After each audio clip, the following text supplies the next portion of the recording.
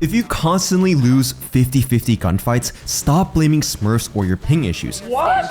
The only thing you can control is your aim, and if you don't fix it, you might never reach your desired rank. After years of coaching hundreds of players to Immortal and Radiant, I've discovered that every rank tends to lean towards specific aim mistakes. Hey guys, it's Konpeki here, and in this video, I'll give you one aim advice tailored to every rank in Valorant. And I won't just stop there, I'll also give you one actionable drill for each mistake.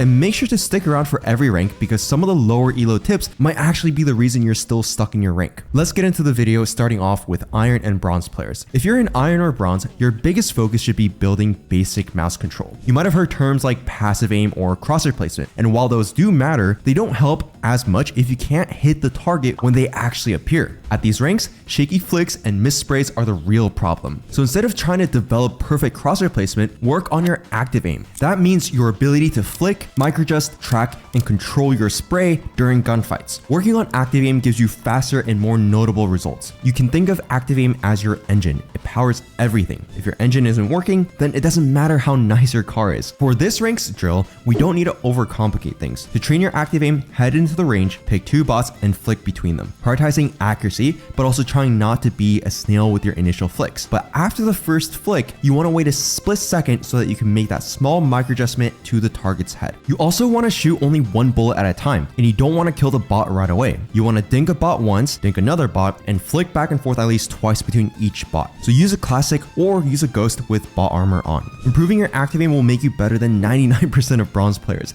so trust me, you'll climb to Silver in no time without having to focus too much on skills like game sense and your util. And speaking of Silver players' biggest aim issue isn't their flicks, but now it's where they actually place their crosshair. In fact, one of the biggest issues I see in Silver is players not pre-aiming their angles. Instead, they peel the angle, slowly turning their mouse as they peek, and that gives enemies way more time to react. Most of the fights you lose in Silver, you could have won them by pre-aiming correctly. And here's how to do it. Picture where the enemy's head would be behind the wall, then swing out with your movement keys and let your crosshair land on the target. You shouldn't have to panic flick your mouse after the peak. Pre-aiming makes getting kills effortless. It can feel weird at first because you're not used to using your movement to aim, but trust me, this will be one of the most effective techniques you'll ever implement. If you're looking to practice pre-aiming, go into the custom game and focus on peeking angles while aiming your crosshair at head height into the wall. To break your bad habit of peeling the angle, make sure you're only using your A and D keys and not moving your mouse to line up your crosshair with the target after you've peeked. It's not hard, you just need to get used to it. To really build this habit, you should practice pre-aiming in death matches as well. Since you're playing on the actual maps you'll have in ranked, you'll also get used to common angles where enemies peek or hold from. Now, if you're thinking that you already have good active and passive aim, but you're still stuck in the lower ranks, my team of Radiant and VCT coaches can give you feedback inside our premium 10-week Immortal roadmap program. Our average student gains 500 RR in 10 weeks, and these are some of the things that our students have to say about us. And we're so confident in our coaching that if you don't rank up 500 RR in 10 weeks, we'll give you a full refund. We have 22 spots out of 80 remaining for the next season of the program, so use the link below to book a call and we'll check your tracker and see if we'd be a good fit. Now, for gold players, it's time to talk about abusing the crouch key, but not in the sense you might be thinking. Even pros crouch during gunfights, but the key difference is in how and when they do it. When a gold player crouches, it's usually a panic reaction that leads to spraying at the body, but in contrast, higher ranked players crouch with purpose, often while tapping or bursting at head level. Crouching itself isn't inherently bad. The problem is when you spam it without intention. At longer ranges especially, crouching can mess up your aim by dropping your crosshair too low, forcing you to make extra micro adjustments mid-fight. And in Valorant, those few milliseconds of readjustment can be the reason you lose a duel. Another reason you need to use crouch less during gunfights is that it makes it very hard for you to strafe. What I mean by this is that if you're fighting an enemy and you're constantly crouching, you make yourself an easier target to hit rather than if you were moving in between your shots. So how do you stop yourself from crouching too much? While I see many guides saying that you need to unbind your crouch button completely, this is actually a terrible thing to do. In off angles and short to mid-range gunfights, it can be beneficial to crouch, and if you unbind it completely, you'll lose those advantages. What you can do instead is train yourself to not use the crouch button instinctively. Before you play your games, hop in a DM and focus on not crouching in gunfights. As a punishment, every time you use it, you'll need to die to the next guy that you're facing. What you're doing here is training your brain to stop pressing as soon as you get into a fight. With enough practice, you'll break the habit and learn how to actually leverage crouching in your favor. With crouching habits out of the way, it's time to focus focus on the next big mistake holding your aim back. Plat players, let's dive into how your movement affects your aim. What I haven't told you yet is that you can hit gold just by stopping and shooting when you see someone. That alone carries you pretty far. But once you're in Plat, that's obviously not going to be enough. Enemies have better aim too, and standing still during most fights makes you easy to hit and easy to outplay. If you've ever felt like you die the instant someone peeks you, this is probably why. You're not moving enough between your shots. Or maybe you are, but your shots are flying everywhere. Strafing isn't just a movement trick, it's an aim booster. When you change direction with your strafes, you're resetting your movement accuracy. If you shoot the exact moment your velocity goes to 0, you'll be able to land precise shots in between your strafes. That means cleaner taps, sharper bursts, and fewer panic sprays, all while being a harder target to hit. Your movement can even help you track the enemy, helping your crosshair line up without needing a full flick. It's a win-win situation. You'll have better aim and more survivability. So here's how to train it. Go to video settings, stats, scroll all the way to the bottom for shooting error, and turn on graph only. Standing is the back wall at the center wooden pillar. Straight to the left and right of the pillar, only using A and D key. You want to be constantly moving and strafing, not letting go of any of the direction keys. And now, fire only when you change directions. Start slow, then increase the speed, always making sure the air graph is just showing orange bars. And this is a mechanic glow up that separates plats from diamonds. And speaking of which, if you've just hit diamond, the next tip is where most people stall out. Let's talk about why.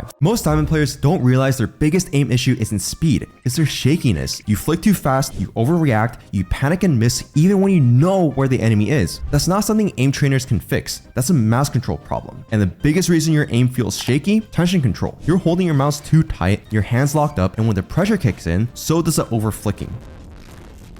That death grip might feel like it gives you control, but it actually kills your precision. In short, you're losing the ability to make smooth micro adjustments, and that's exactly what you need in Diamond to win fights. So what does calm aim actually look like? First, you stop before shooting, you flick with precision, not panic, you wait until your crosshair lands before shooting, and if you miss, you readjust smoothly, not with jittery flicks. So how do we build this type of control? Here's how to train it. First, hop into a deathmatch and focus on gently holding the mouse, like as if you're holding an egg. At the same time, focus on tapping only when your crosshairs lined up with your enemy's head. Every time you miss your first shot, strafe in a different direction and wait a full second before shooting again. This pause forces you to reset tension, take a breath, and refocus your crosshair. After you get 20 clean taps, start burst firing, but keep the same rule. If you miss your shot, strafe off, reset, and take a full second before trying again. And here's the crazy part. You'll start to notice something. You actually have way more time to line up your shots than you think, especially if you're using good movement to throw off their crosshair placement. Once your hand calms down, your aim will sharpen up. Now, if you made it at a diamond, congrats, but don't get too comfortable. Ascendant is where inconsistency with our aim really starts to get punished. Let's talk about how to fix that next. Ascendant is a weird rank. One game you feel unstoppable, every peek is a headshot, every fight's yours. But next game, you're wondering how you even made it out of silver.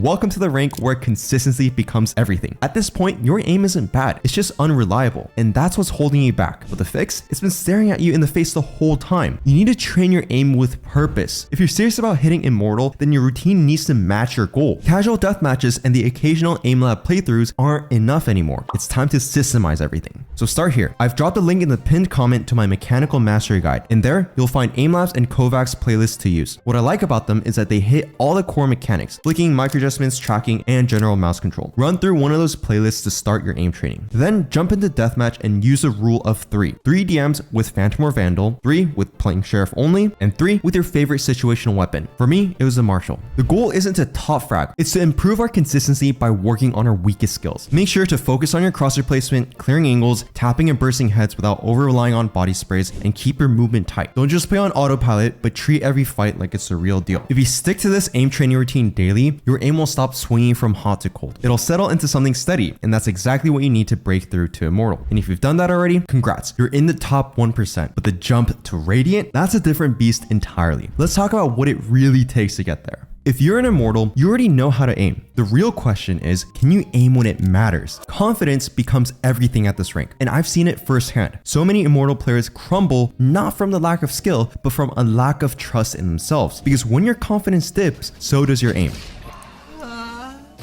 Your hands get tense, your crosshair floats, and your decision making goes out the window. You stop playing to win and you start playing not to lose. That's when tilting creeps in and everything falls apart. So what do you do when you're already mid-game and feeling your aim slip? Simple. Stop taking ego fights. Instead of dry swinging a main on Ascent and instantly giving your team a 4v5, just fall back, play from sight, hold a tucked off angle, and let them walk into you. These safer plays and positions give you space to get back onto the scoreboard and rebuild momentum without overexposing yourself. What you also need to realize in Immortal is how crucial timing and util usage becomes. You might have the perfect lined up shot, but if you're not expecting that breach flash coming your way, you're gonna die constantly. So make sure to remind yourself of what util you need to be careful about. And this will also give your brain something productive to focus on instead of spiraling. And that alone can be enough to reset your mental mid-match. At the end of the day, the difference between an average Immortal and someone who breaks through to a Radiant isn't just mechanics. It's how they recover and how they reset and how they find a way to show up even on their worst games. Now that you know what to work on for each rank, make sure to check out my 46-minute video that covers every Valorant mechanic with more in-depth drills.